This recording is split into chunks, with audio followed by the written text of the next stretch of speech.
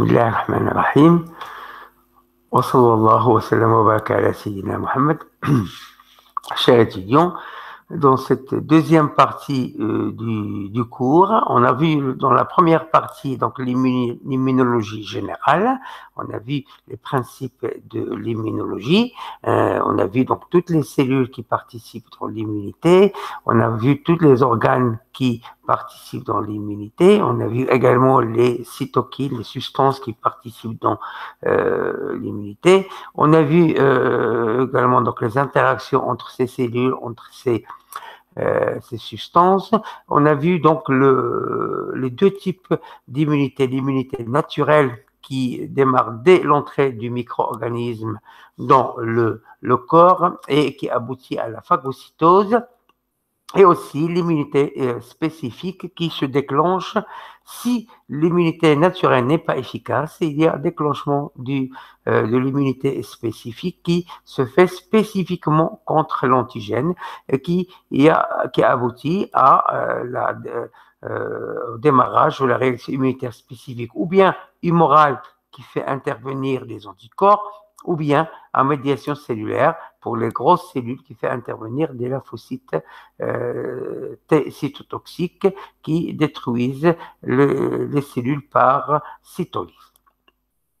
Alors, dans cette deuxième partie, on va voir l'immunopathologie. On va voir donc les pathologies du système immunitaire. On a vu que le système immunitaire, il va nous protéger contre les micro-organismes étrangers pathogènes, mais il peut également, dans certains cas, y avoir un dysfonctionnement du système immunitaire, ce qui va aboutir, donc il va reconnaître le non-soi, le soi comme du non-soi, et il va donc détruire le soi, ce qui va aboutir à certains types d'immunopathologie, comme l'auto-immunité, où les cellules du soi vont détruire, le système immunitaire vont détruire les cellules du soi, comme dans le cas du diabète de type 1, où les anticorps vont détruire les cellules bêta du pancréas qui synthétisent l'insuline.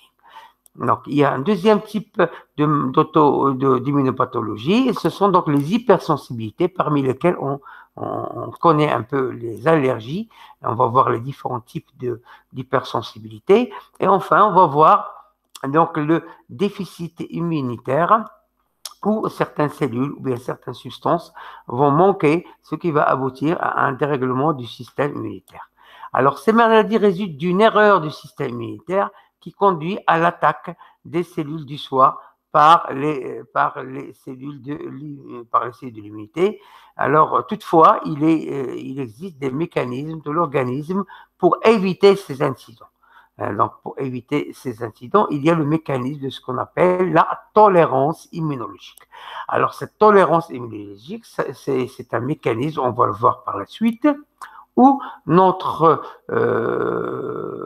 organisme va faire apprendre aux lymphocytes B et aux lymphocytes T le soi et le non-soi. On l'a déjà vu dans le cours précédent, dans les cours précédents, où la tolérance immunologique, donc pour éviter de détruire les cellules du soi.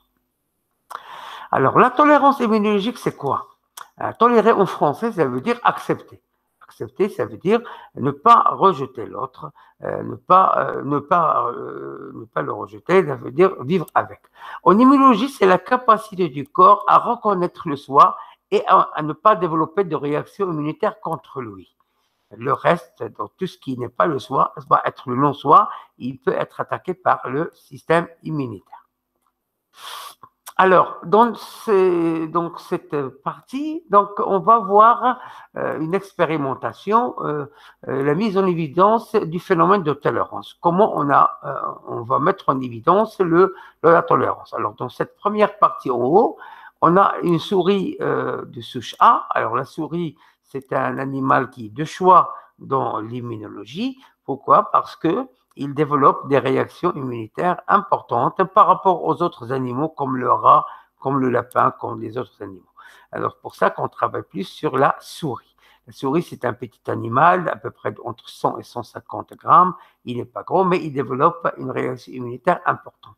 Alors, on prend une souris de la souche A, hein, une espèce A, et on va planter un morceau de peau sur d'une autre souche B, hein, sur la peau de la souche A. On attend 14 jours, on va voir au bout de 14 jours que le morceau de peau ici qu'on a greffé a commencé à dégénérer. Donc, il y a un rejet, on appelle ça, c'est un phénomène de rejet. Ça, c'est quelque chose de naturel, normal, parce que le corps, il va rejeter les cellules du non-soi qui font partie de la peau de la souche. Deuxième partie de cette expérience, on prend une souris de la souche A, mais qui vient de naître, qui a 1 jour ou 2, on appelle ça la souris nouveau-née, et on va lui injecter des leucocytes de la souche B, des lymphocytes B et des lymphocytes T d'une souche B. D'accord? On attend 6 semaines que la souris devienne adulte et on va lui greffer comme avant la peau de la souche B et on attend 7 à 14 jours. Là, on remarque que la peau qu'on a greffée a pris, ça veut dire qu'elle s'est intégrée à la peau et elle n'a pas été rejetée. Alors, ceci montre qu'il y a quelque chose qui existe dans les leucocytes et qui ont permis ce phénomène de tolérance que la souche A va tolérer la peau de la souche.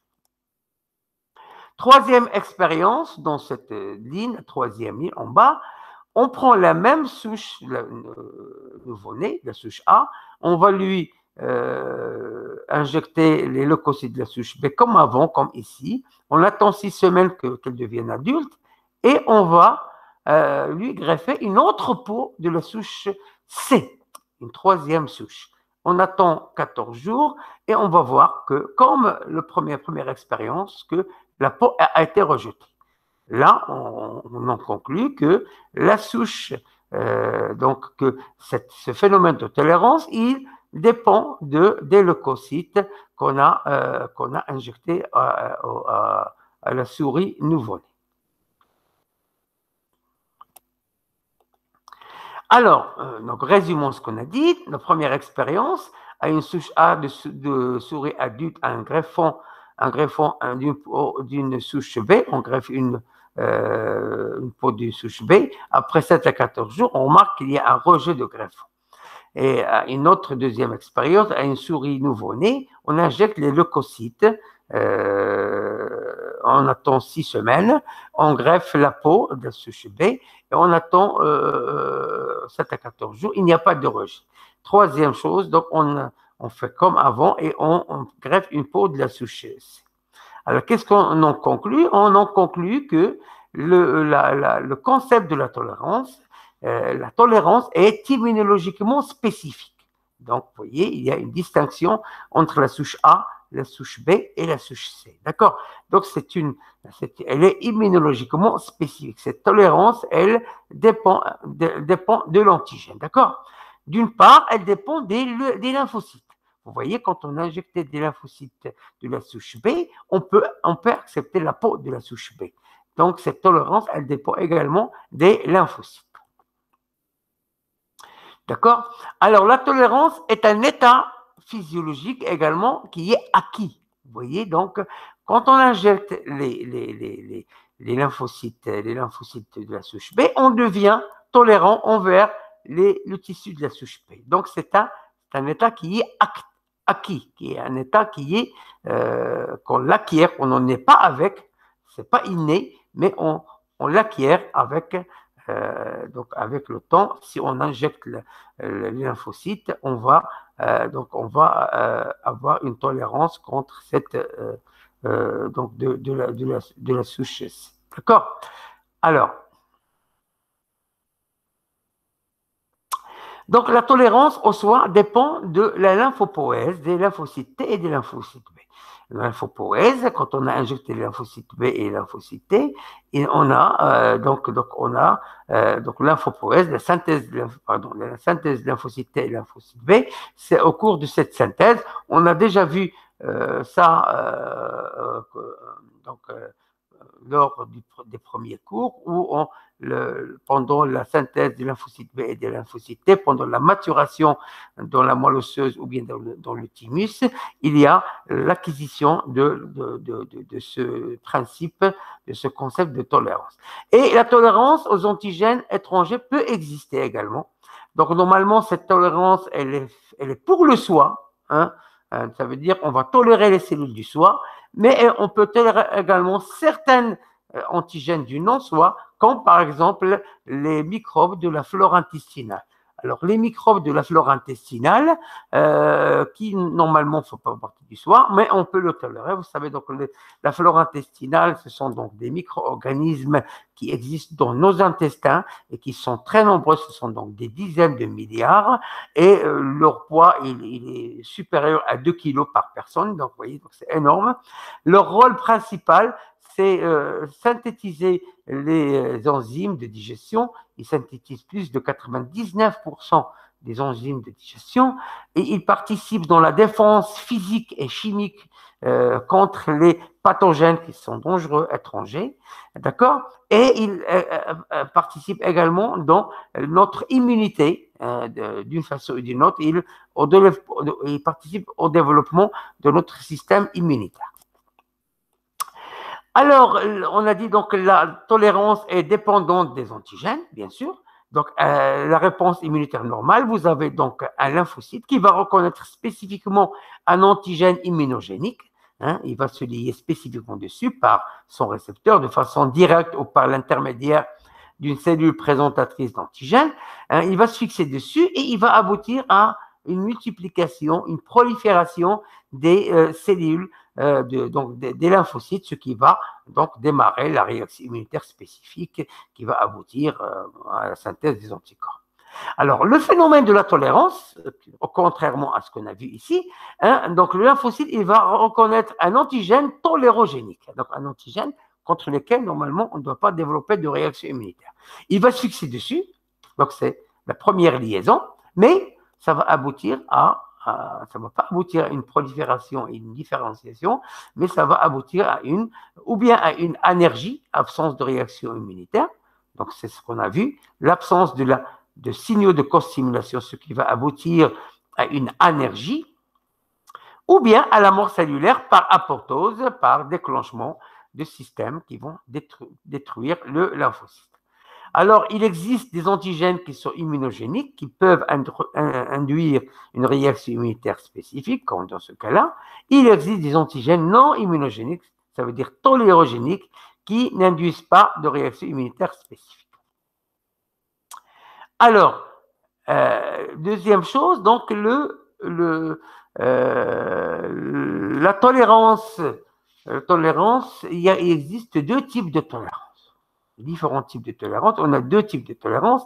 Il y a la tolérance centrale qui se produit dans les organes lymphoïdes centraux et la tolérance périphérique qui se produit dans les organes lymphoïdes périphériques.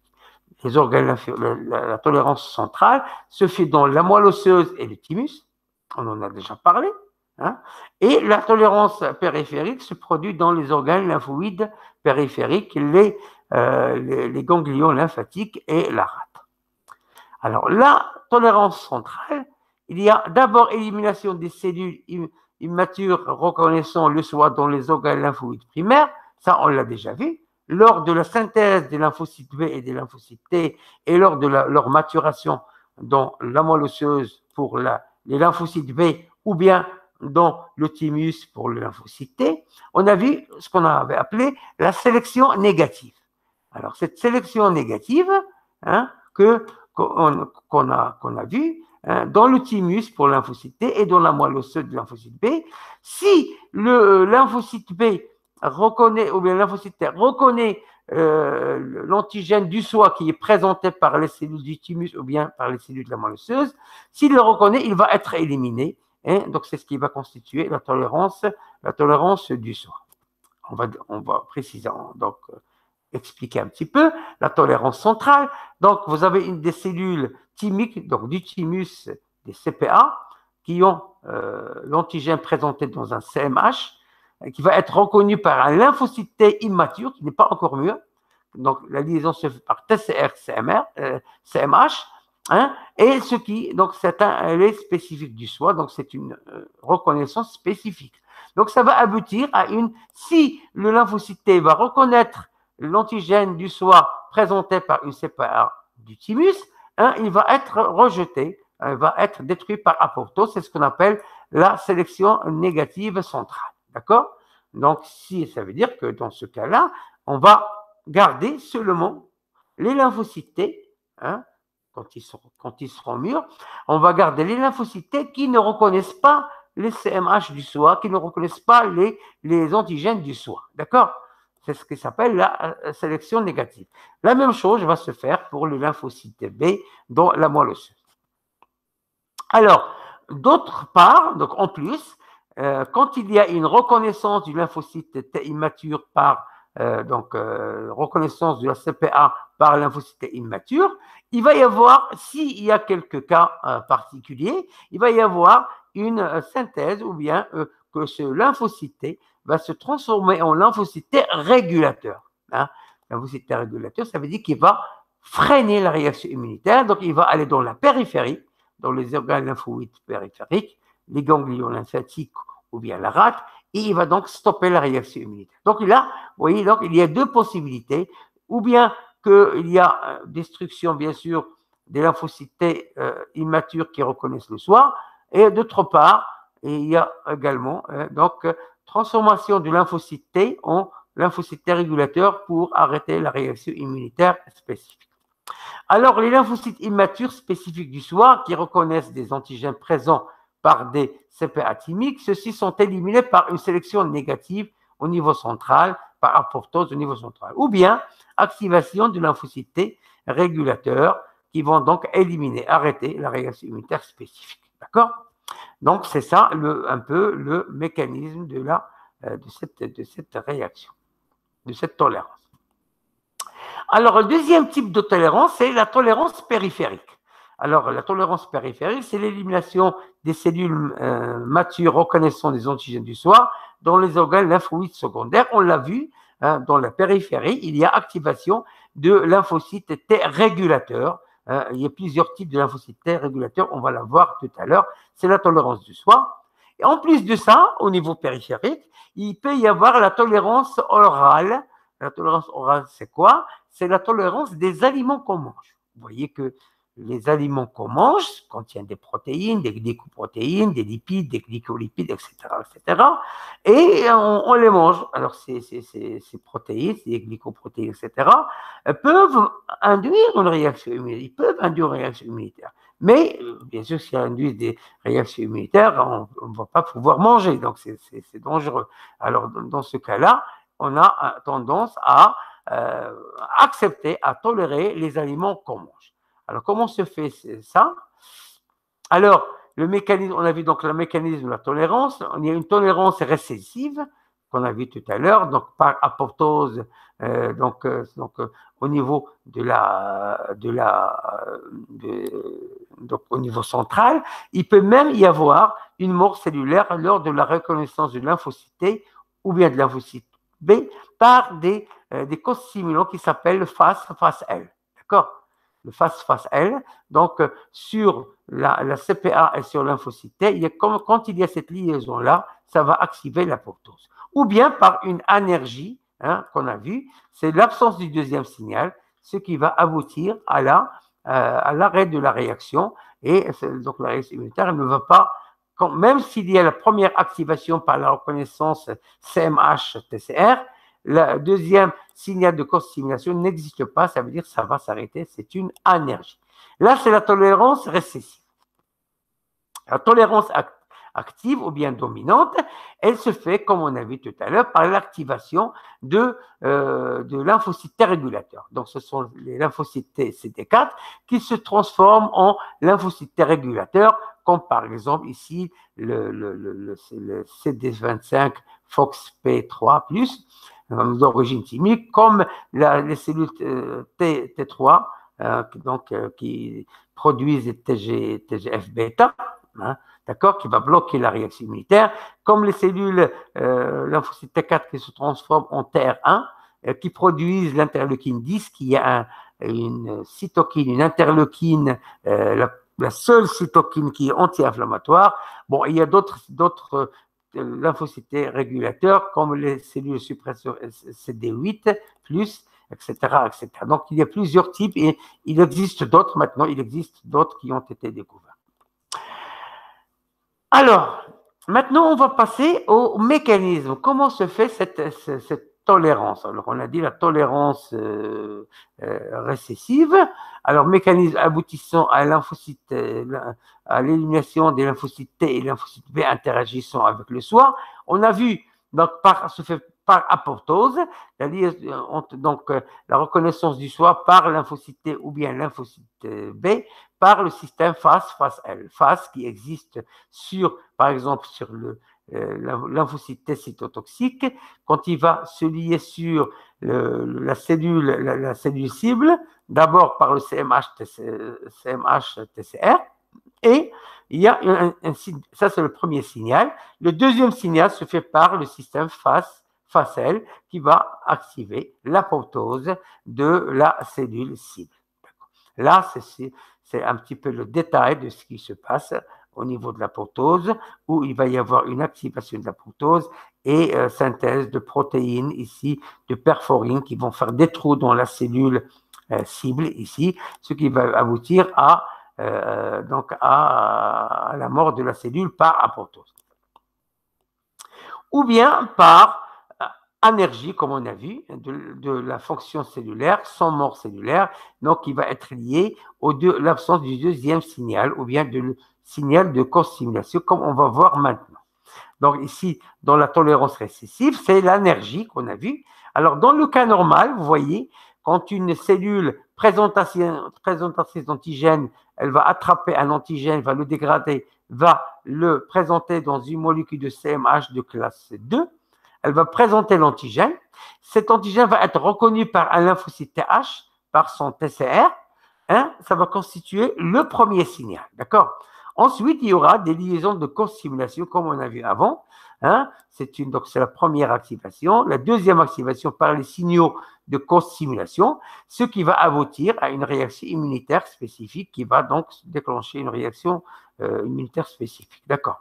Alors, dans le cas de la tolérance, nous avons la première, comme tout à l'heure, la présentation de l'antigène, la reconnaissance, la première activation, mais nous n'avons pas les signaux de co-stimulation. Donc, il va y avoir une énergie, donc ça va stopper, même s'il y a une première activation, ça va stopper la réaction immunitaire spécifique, ce qui va aboutir à une tolérance de cet antigène-là qui a été présenté.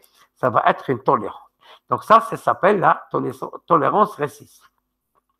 Alors ici, en résumant le schéma de tout à l'heure, la réaction immunitaire normale, on va y avoir un premier signal et puis des signaux de co-stimulation qui vont aboutir à l'activation des lymphocytes TH. Dans le cas de la tolérance ou de l'énergie, il y a toujours la première reconnaissance, le premier signal, mais le deuxième signal de co-stimulation n'existe pas. C'est une énergie, ce qui aboutit à la tolérance immunologique. D'accord? Alors, c'est comme ça qu'on va apprendre à tolérer, donc, les cellules du soi et les aliments et les microbiotes qui nous entourent.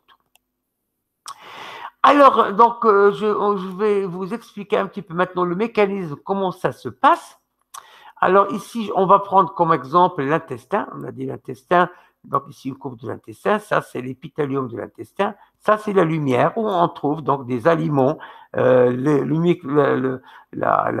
flore intestinale ou bien le microbiote. Donc, ça, c'est la mode actuelle.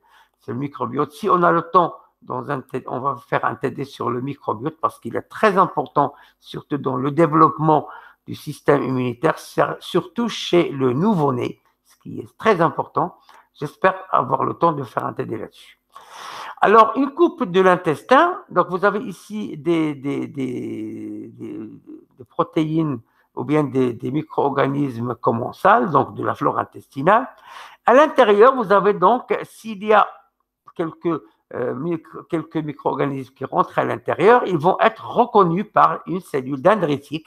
Alors, sous l'influence de certaines cytokines, ça va activer la cellule dendritique, qui va d'autre part donc peut lier certaines protéines alimentaires également, hein, d'où il va y avoir une synthèse de facteurs de co-stimulation comme la CD40, d'accord? CD40. Alors,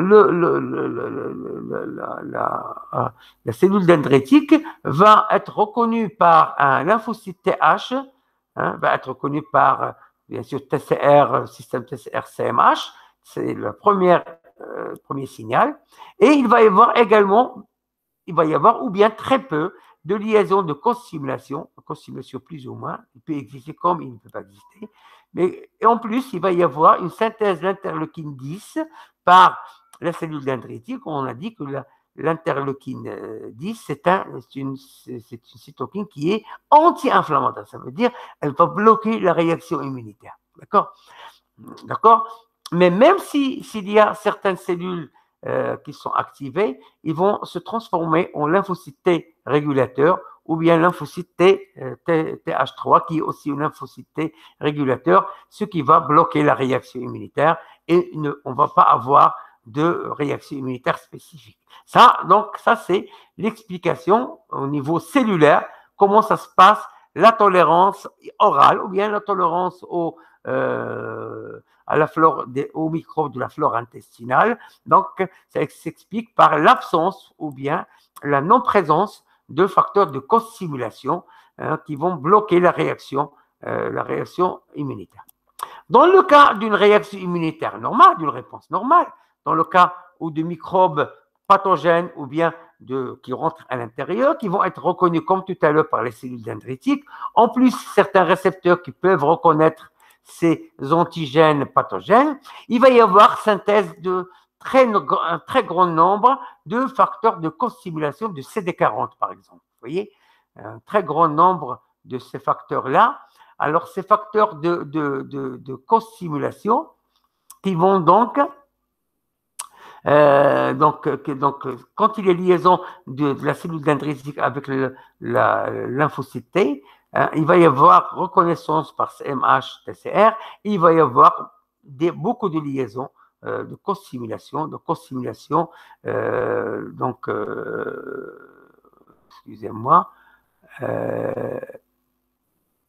ici, voilà, j'étais en train de...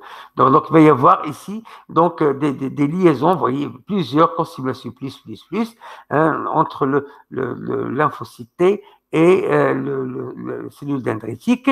En plus, il va y avoir synthèse d'interleukine 12, qui est une interleukine pro-inflammatoire, contrairement à l'interleukine 10 anti-inflammatoire dans le cas de la tolérance.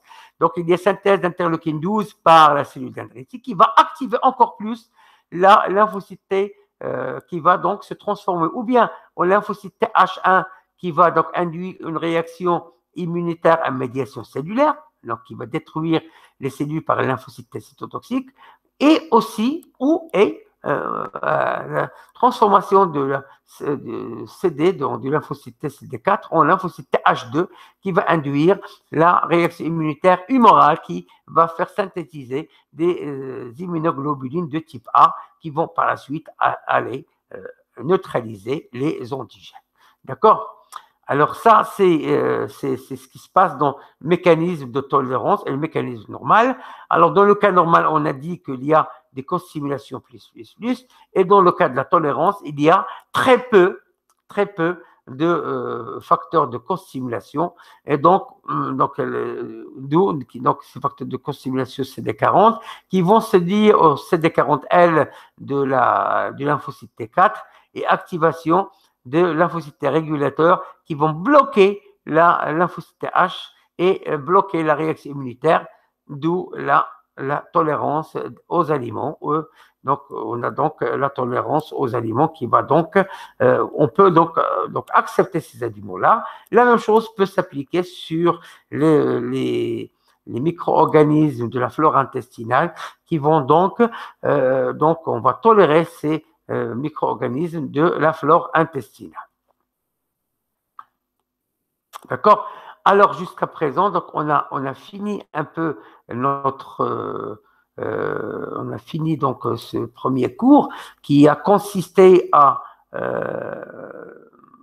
introduire ce que c'est que l'immunopathologie, donc, et à voir la base de l'immunopathologie ou bien de l'immunité, qui est la tolérance immunologique, qui est un thème, un concept ou bien un principe qui est très important pour continuer et pour comprendre l'immunopathologie. Cette tolérance, c'est elle qui va permettre aux cellules, du